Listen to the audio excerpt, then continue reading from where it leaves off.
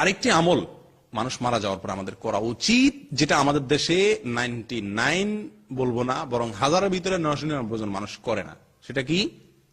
মৃত ব্যক্তি যে সম্পদ রেখে যায়, সেই সম্পদটাকে তার মৃত্যুর পরে যত দ্রুত সম্ভব, যত তাড়াতাড়ি সম্ভব, কোরআন হাদিসে যেভাবে যার যতটুকু অংশ দেওয়া আছে সেই হিসাবে বন্টন করে দেওয়া সবার মধ্যে, মিরাজ বন্টন করে। এটা খুবই জরুরি একটা কাজ। দেখুন ভাই, আমাদের দেশে মানুষ মারা যাওয়ার পরে বছরকে বছর হয়ে যায়, তার সম্পদ কি হয় না? বন্টন হয় না। ঠিক না ভাই? ঠিক। এই বন্টন না হওয়ার কারণে কি হয়?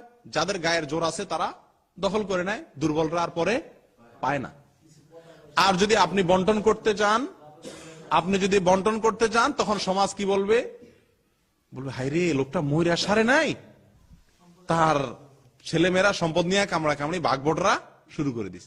আমাদের দেশে সমস্যা হলো, আপনি কোনো ভালো কাজ করতে গেলে সেটা নিয়ে বহু কথা উঠে, কিন্তু মন্দ কাজ করেন সেটা নিয়ে কিছু নাই। এই সম্পদ নিয়ে পরে ভাইয়ে ভাইয়ে মারামারি করেন 2-4 বছর পরে, কেউ কিছু বলবে না। কিন্তু সম্পদ তার মৃত্যুর পরে সঠিক পদ্ধতিতে ভাগ বন্টন করেন, সমাজের মানুষ বহুত কথা বলবে। বলুক সমাজের মানুষ, আপনার উচিত হবে অনতিবিলম্বে তার মিরাজ পরিত্যক্ত সম্পত্তি যে যতটুকু পায় দিয়ে দেওয়া। দেখুন, বাবা মারা গেলে বাবার মেয়েরা বিয়ে হয়ে গেছে, পরের বাড়ি চলে গেছে, 2-10-20 বছর হয়ে গেলে আস্তে আস্তে তারাও শরম পায় নিতে, আর ছেলেরাও লোভ লালসা বেড়ে যায়, বংশধর বেড়ে যায়, চাহিদা বেড়ে যায়, আর দিতে পরবর্তীতে চায় না।